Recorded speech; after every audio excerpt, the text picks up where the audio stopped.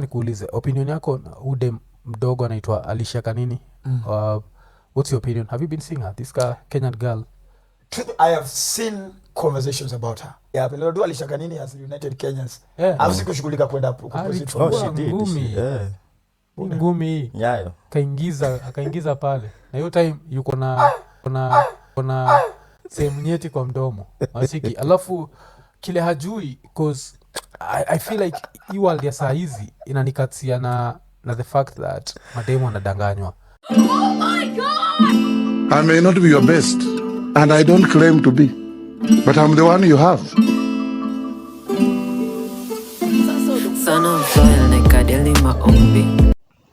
So Alicia Kanini has mastered the art of uniting Kenyans. So in the previous month, she's been continuously posting incriminating videos.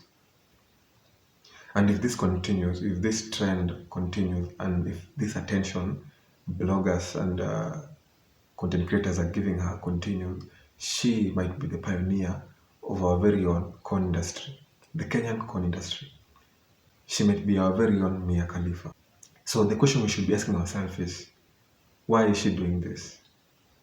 And from where I stand, I feel she's doing this because of poverty. If she was coming from a well-off family, if she had a good hustle, or if she had any other meaningful thing she could earn money from, I don't think she would have risked her future in this way. So poverty makes us do a lot of crazy things. Some people join cults because of poverty. Some people steal because of poverty. Some people commit murder because of poverty. So this is just one way of solving poverty, which is the most harmless to other people. So if you want to judge her for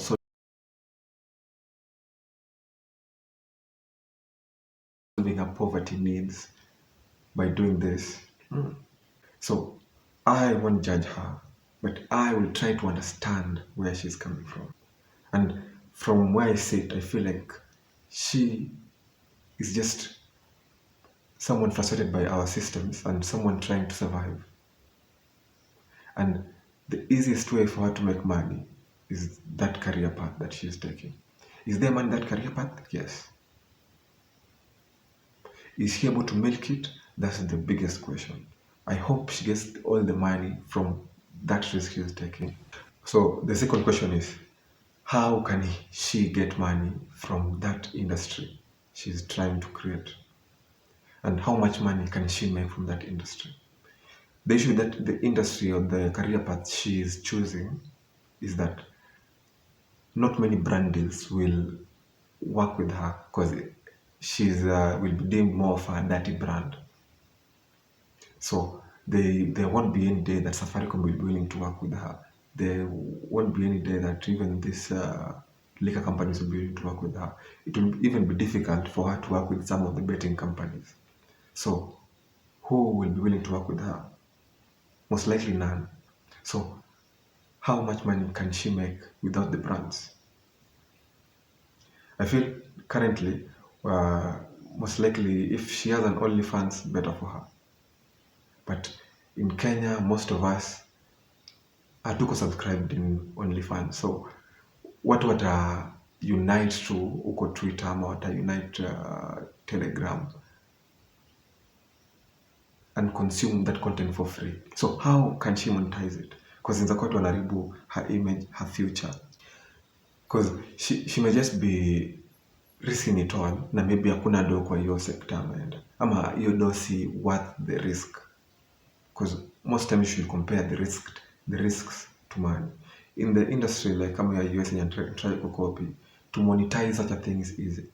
Because hizo sites zote zenye zina post your content, they pay you. Like it's almost like a career. And corn industry in the US is very big. Corn industry in Canada is very big. Corn industry in even UK is very big. But in Africa, it's very complicated. So can she monetize it? And what are the strategies she can apply in our country that can convert to money? So currently, I feel like either she should try to partner with companies selling sex toys, or she can sell them herself, like and as they import from China, then she sells them here. That might be her best option to make money from the fame she has, or to because now she has fans. People who don't even know their fans. If you took your time and went to search for that content, you kind of have fun because umeongeza hiyo publicity yake, umeongeza views zake. Alafu now she has the advantage that most bloggers are talking about her continuously. So she should find a way to convert that fame to money, because the worst thing that can happen to you is to be famous for a bad thing and still be broke. So the third question is, who will marry her? Hiyo ndio swali watu wengi wanauliza, who will marry her when all this is done? And with that, I'll give you reference to Mia Khalifa and Lana Rhodes. Like most of those corn stars, in the end, they end up getting married. Even our very own Sidika at one point was married. So marriage is not a problem. In the end, they find simps. And simps are everywhere. And mostly in church. Atenda tu aseme ameokoka, aanze kwenda church. Then in the church pick one of the simps and marries her. It's not complicated. Sims will do anything. So Sims are on standards, how to mind your past. Sims are the kind of people who say, I don't mind a girl's past, but I have the pretty girl now. I don't mind her past. That's the lucky part. That's the beauty of life. Is that Sims wako wengi and they don't care about your past. So she's lucky because the world is filled with Sims. Sims will be willing to compromise everything to marry her. So hiyo argument ya kusema ati hatawalewa is very lame, because we know some of the biggest prostitutes who are married, wako na mabwana, like simps are there. So her getting married and having children shouldn't be an issue and won't be an issue for her, no matter how long she does it. Like kwa issue zote hizo zingine zote, but marriage is the issue, because God created enough simps for her, and simps, they don't care about your past. So for marriage, she's safe. She'll get a good church boy who will marry her and be loyal to only her. So hapo, lucky her. The last question is, will she have any regrets? Of course, yes. If you study the porn industry, girls are the most successful, but straight after the industry, most of them suffer from depression. Good. And a lot Very of true. them haujididisha, because it's not in their nature waste body yako hivo. Most of them, at the end of their career, when no one is no longer watching, when no one no longer cares about them, or when they are new players in the market, regret starts to set in. When age catches up, regret starts to set in, because now maybe you already married that simp, and now you have a kid with that simp. Now you start reflecting. Is this how I want my kid to view me? Is this how I want this simp to view me? Now that becomes the biggest question. And most of them, they then decide to play victim. They say they will give the argument that they didn't know, or they were young, but currently she's doing whatever she knows. Like she has a plan for it. Maybe it will work, maybe it won't. But in years to come, she might fool us or she might try to fool us that she has regrets or she's regretting. Of course, she'll be regretting, and from now she knows she'll be regretting. Most of them may regret. Kama Mia Khalifa, and play victim like in this video I'm going to play for you. Even now, because you sit here so poised, and obviously a lot of time has passed and you've moved on, but do you think there is some sort of post-traumatic stress that is in you from this experience? Yes, and I think it kicks in mostly when I go out in public, because the stares I get, I feel like people can see through my clothes, and it brings me deep shame. It makes me feel like I lost all right to my privacy, which I did, because I'm one Google search away. Yeah. And those images you cannot expunge. You have no right, even though it is deeply personal to you, you have no right to remove them from anybody's view around the world. Yeah, It is very hard. it is. And I'm just thinking, And also Lana Rhodes, there was an interview she did where she wanted all her content to be deleted from the face of the earth. My experiences are really humiliating for me, and I wish that they never happened. There's stuff going on, like people getting pissed on, men are pissing inside of women's vaginas, assholes, down their throats. They're... Sorry. Oh, don't cry. Told myself it was negative. Now I'm crying. I'm like, God damn it. No, don't cry. I'm It's just okay. giving some examples, but No, that's honestly, that's really hard. And but I've seen scenes shot in Europe where guys are literally punching into a girl's asshole like this, and like she's going to have issues for the rest of her life due to this. And is it worth someone making a little bit of money? One of the worst. Honestly, I feel like I'm in denial sometimes, and I can't accept some of the things that I've done.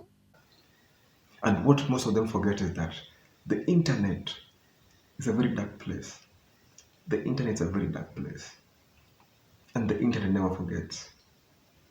Especially such content, because you find that even if you delete it from the internet, there are people who already downloaded it. And those people are most likely to re-upload it. Those people are most likely to share it. So the saddest part about such content is that you can never fully hide it. You can never fully run from it. Like once you've taken it as a career, it's your personality till the day you leave this earth. So all I can wish for her is that she makes the most money from it, because the biggest enemy in our country now is poverty. And if this is her way of escaping poverty, well and good for her. And I know most of you will be judging it from an ethical perspective, like it's an evil thing. So the difference between what she's doing and whatever you or me or any other girl around is doing is that they're doing fornication privately. The difference between whatever she's doing and whatever you are doing in your home or in your hostel is that it's not being recorded. That's the difference. You can't play the morality card, let's say that I'm better than her. Because you're not recording it, you're better than her. Because you're doing this, most of you and me are doing the same thing. It's just that they're not recording it. But pia unapata kuna watu washai record. So all this, my takeaway was that you might think you're safe till the day someone licks your load. Naziko, anyone kama share with your face, and the guy you shared it to is your ex, and you should just hope that you don't get famous, because the day you'll get famous, they'll expose it. It has happened to even Drake. So no one is safe. No one is safe. Ilihapenia Omanga. So most people will play the innocence card that and throw stones at her without looking at themselves, like kuangalia unafanya nini, are you that clean? Because watu wengi wana behave kama au ni weupe kama pamba. And currently with most of these social media apps, people are just consuming soft corn, because with the TikTok dancers, kila mtu, like the dresses are getting shorter and shorter and shorter and shorter.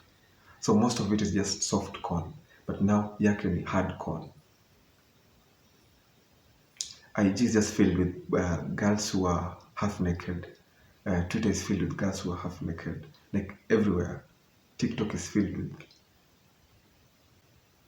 And whether it's a safe place for future generation, I'm not sure.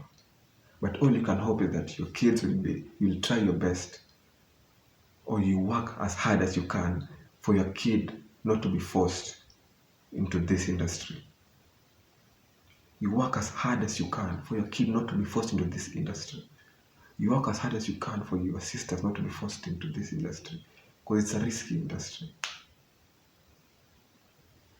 And poverty is the one thing that pushes most people into that industry. Poverty, hakuna kitu ingine. Poverty inafanya you lose your morals. Watu hawai because ati wanapenda. But most people are stealing because of poverty. Most people doing prostitution in the street are doing it because of poverty, not that they like it. It's because of poverty. Most girls dating older men are doing it because of poverty. So most of these evils are created by poverty. And to solve them, rather than rebuking them, the biggest issue is we should try to solve poverty. For there to be less Kaninis. Because if not, currently most people are going to be very unemployed in the future. Because you're finishing, most of us have degrees with no jobs. You are finishing university and there are no opportunities. And now even people in university, they currently know. So they try as much as possible to create a career on their own. Just to fight poverty. And with the current trends in AI, it's most likely going to be worse. Because AI is replacing most people in the job market. And within the next 5 to 10 years, it's going to be worse. AI will have replaced nearly 20% of the jobs. In our country, Ruto's taxes are forcing investors away. So more and more people are getting unemployed. Ruto's taxes are creating a hell for the youth. Where are the women being forced to? Either they have to to sell their bodies to older men or to sell their bodies in the street. Just to tackle poverty. And it's worse when you go to most of these slums. It's worse there. So imagine kama recently venye alikuwa anabomoa nyumba za watu. So imagine kama dem mwenye amebomolewa nyumba. Where does she go? How does she survive? Akipick kamera yake ajirecord just to get some few cash. Would you still judge her for trying to survive? Yeah, you can judge her on the moral. You can decide to be on the moral high ground, nakuwa the moral police. Because hiyo ndo culture yetu. Even we have a president who is very holy, but what is he doing? So between whatever Kanini is doing to herself and whatever our president is doing to the country, who is evil? And I want to leave you with this. According to me, I feel like sin is something you do that affects other people. But anything you do that affects only you is sin. So whatever she's doing doesn't affect me. Like mostly it's going to affect her the most, and maybe her parents. And maybe some few family members. Other than that, the rest, you're good. You can just judge, that's the maximum you can do. But the people who inafaa tukemee mostly are politicians who are doing things that are affecting the entire country. So I'm going to leave you with this video of this guy giving his point of view of whatever he thinks of Kanini.